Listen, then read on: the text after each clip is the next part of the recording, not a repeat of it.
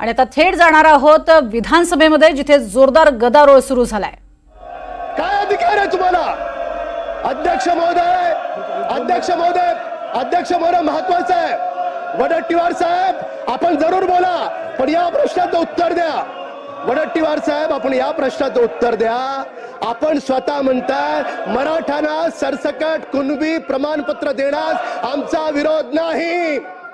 काय भूमिका आहे तुमची? काय भूमिका आहे तुमची? शिंदे साहेब खाली बसा। काय भूमिका आहे तुमची?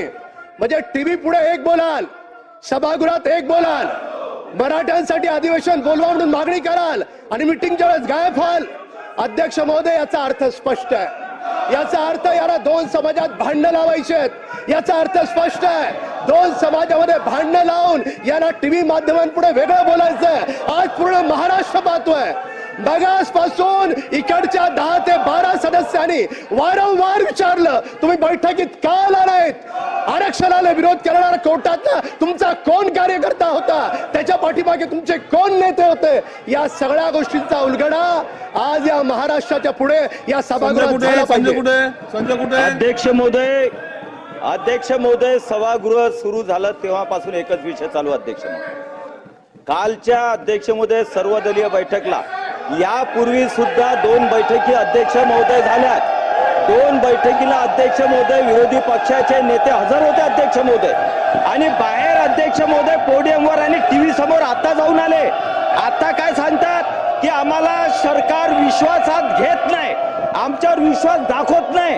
अध्यक्ष महोदय, बाहेर वेगळं बोलायचं, सभागृहात वेगळं बोलायचं। अध्यक्ष महोदय, 2 बैठकीमध्ये यांना विश्वासात घेऊन 2 सर्वदलीय बैठकी झाल्या, त्यामध्ये यांना बोलावलं। अध्यक्ष महोदय, सर्व समितीने प्रस्ताव पास झाले। अध्यक्ष महोदय, यांना विश्वासात घेऊनच कालची सर्वदलीय बैठक लावली। अध्यक्ष महोदय, आणि बाहेर जाऊन टीव्ही समोर सांगतात की आम्हाला शासन विश्वासात घेत नाही।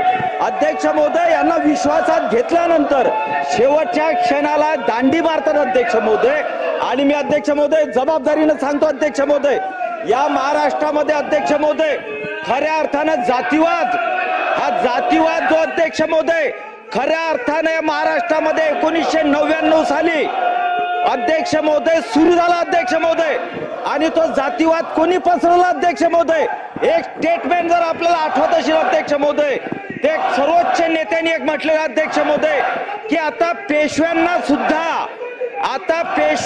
सुद्धा आता राजांना सुद्धा पेशव्यांची मदत घ्यावी लागते सभागृहामध्ये येण्यासाठी।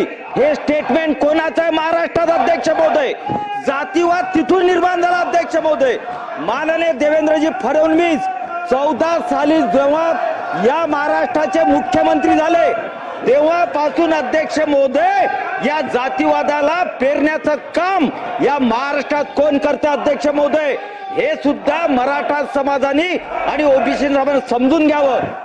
सभागृहामध्ये चर्चा व्हावी आरक्षणावर, यासाठी विरोधकांच्या माध्यमातून मागणी करण्यात आली होती।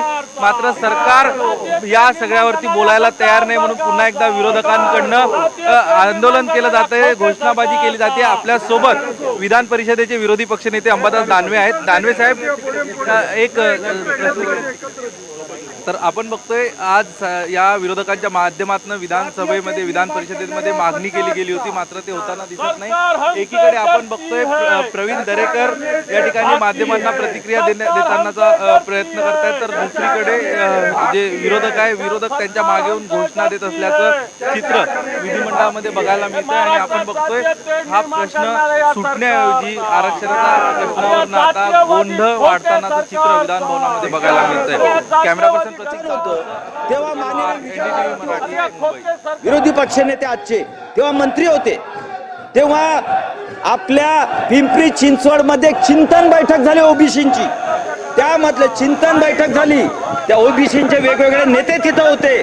त्या बैठकीमध्ये अध्यक्ष महोदय काय तुम्ही वाक्य वापरले सगळ्यांनी, हे त्यावेळेस जनतेसमोर आलेलं आहे।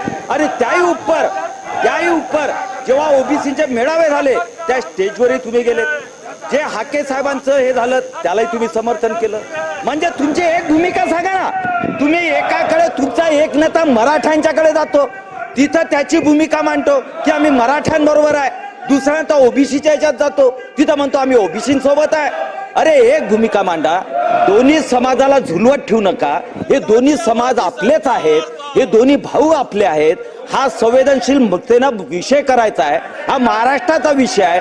आणि सगळे पक्ष, मग तो कोणताही महाराष्ट्रातला पक्ष असो, जो रजिस्टर्ड पक्ष आहे, त्यांनी आपली भूमिका या महाराष्ट्राच्या चांगल्यासाठी भल्यासाठी स्पष्ट करावी अध्यक्ष महोदय.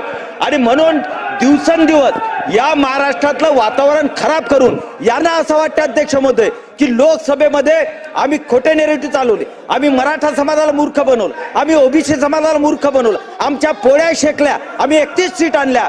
परंतु एक लक्षात ठेवा, हे एकच वेळ चालते, पुन्हा विधानसभेत हे चालणार नाही. कारण मराठा समाज हुशार, गरीब मराठा समाज आहे. तुम्ही एक लक्षात घ्या की ज्या लोकांनी मराठा समाजाच्या आरक्षणाला विरोध केला वर्षानुवर्षापासून 40-50 का केला अध्यक्ष महोदय? कारण काही लिमिटेड मराठा समाजाचे लोक आहेत, सभागृहात असतात, संस्था आहेत, शैक्षणिक संस्था. यांना असं वाटतं की मराठा समाज म्हणजे आम्हीच आहे. पण मराठा समाज तो खिचपत गणपत पडलेला आहे, जो गरीब आहे त्याच्याबद्दल यांनी कधीच विचार केला नाही.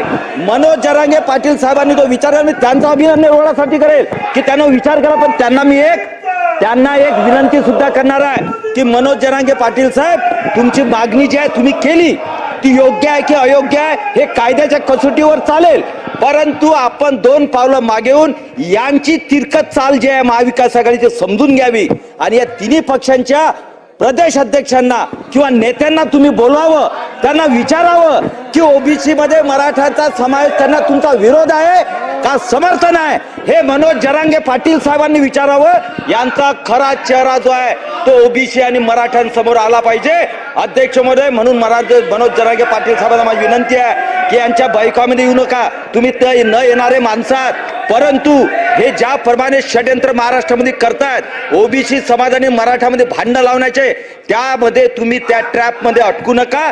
तुम्ही समाजाचे जर खरे रक्षण करते असाल तर 2 पावलं पुढे, 2 पावलं मागे, सामंजस्याने एक दुसऱ्याची भूमिका मांडा, सरकारसोबत चर्चा करा, विरोधी पक्षाच्या भूमिका समजून